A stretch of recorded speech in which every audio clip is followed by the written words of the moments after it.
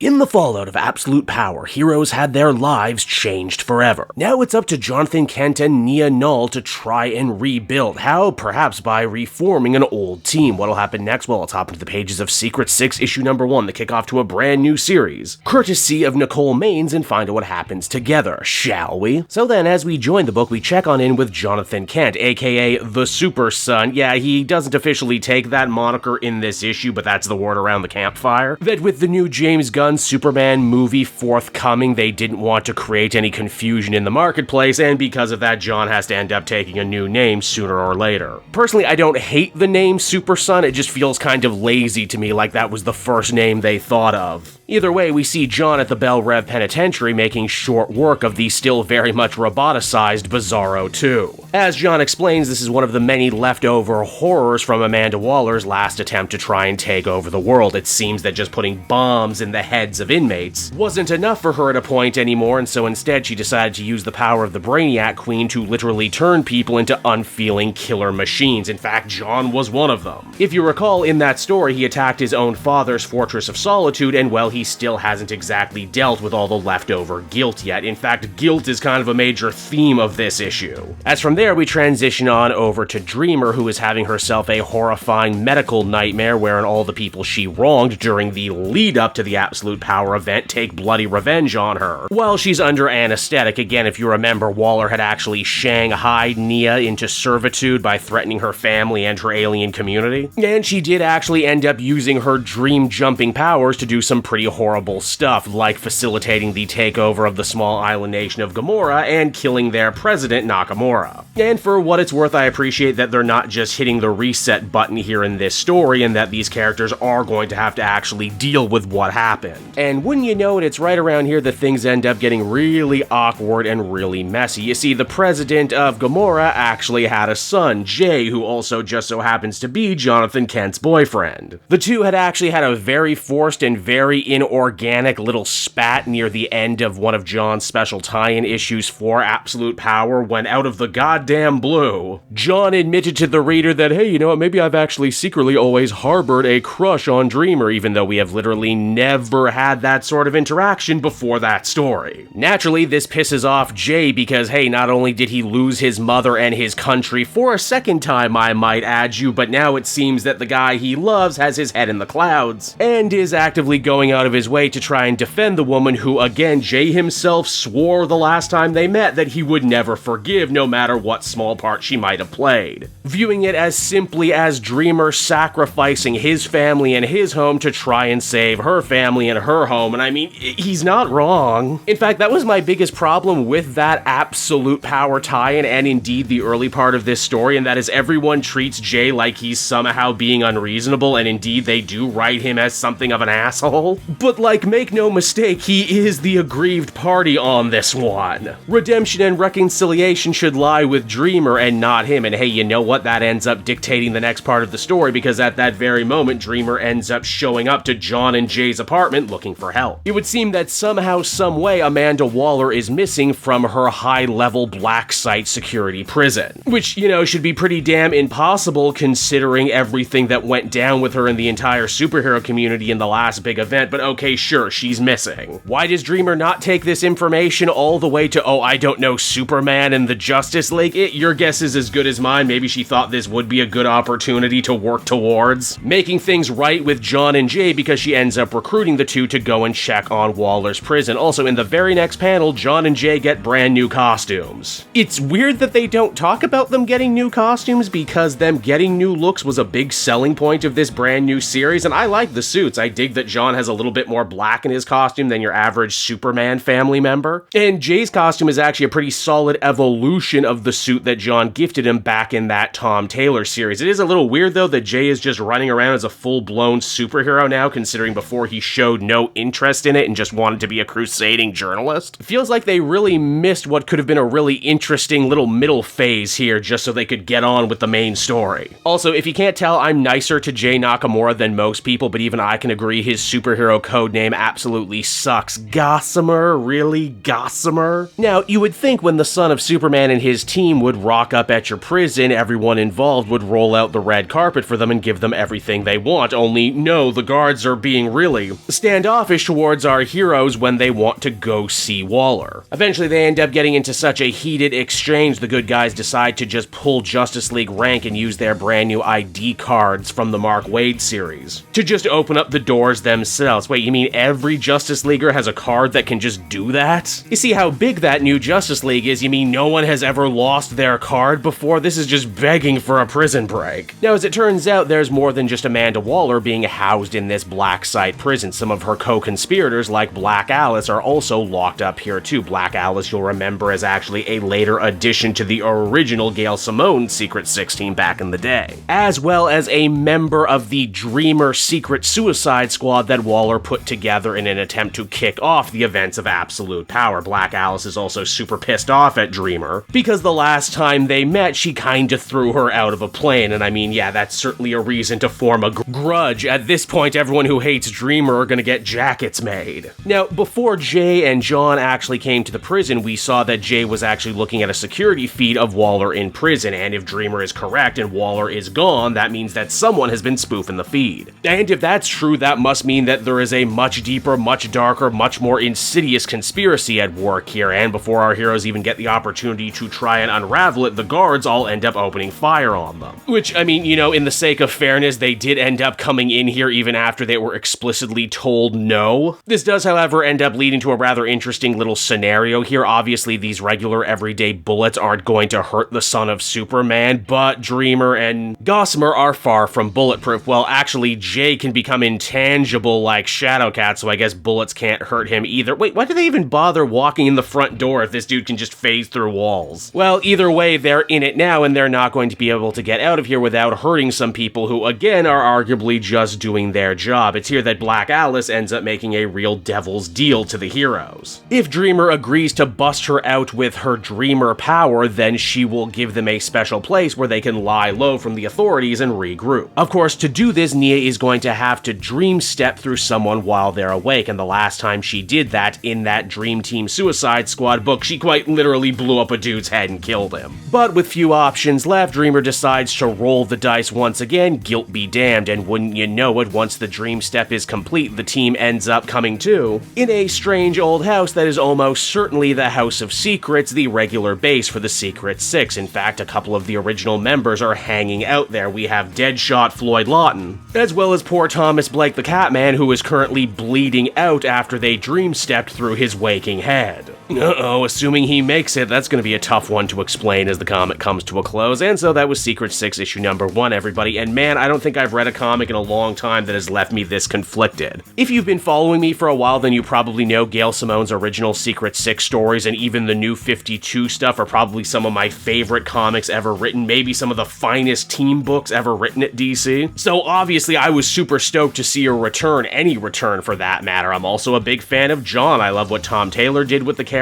and I really want to like Dreamer. I think she has a lot of potential to be a top-tier hero at DC Comics, and I think that Nicole Maines has only gotten better as a comic writer. But on the other hand, a lot of this just doesn't end up coming together in the ways I was hoping. For one, it's a continuation of probably the worst Absolute Power tie-in. One that, as I said then and will reiterate now, kind of bent over backwards to try and create as much inorganic drama between Jon and Jay as humanly possible. And yes, I know some people complained about their relationship being a little too perfect and lacking in a lot of drama that you see in some of the other relationships out there. But to try and fix that by going, hey, let's create a team book that is basically just a backdoor excuse to tell a bunch of love triangle stories, and then let's add another extra head-scratching dimension to where Dreamer herself is based on the character that the writer played on television. Now, that's not me calling Dreamer a fan-fiction-y insert character. In fact, quite the opposite. She does does a lot wrong throughout this story and the preceding story, and the big thrust of this new Secret Six book seems to be about her trying to do everything in her power to make amends, mainly by going after the real architect of her sins, Amanda Waller, who may or may not have actually already escaped prison, which again, I don't know how I feel about that. I actually think that Waller's defeat at the end of Absolute Power was really well done and really cathartic. So to just have her come back again, especially so soon, feels a little weak. Then again, Amanda Waller was of course a major fixture of the latter half of the original Secret Six book, so I guess having her back here also makes a kind of sense. Overall, I would end up giving this one a 6.5 out of 10. This is a book I really wanted to like, a book that I had a lot of hurdles to deal with, but it's a series that I hope eventually does end up finding its footing. At least let the record show that I was willing to give this book a chance and meet it on its own terms, when I know full well that plenty of other people out there aren't gonna do that.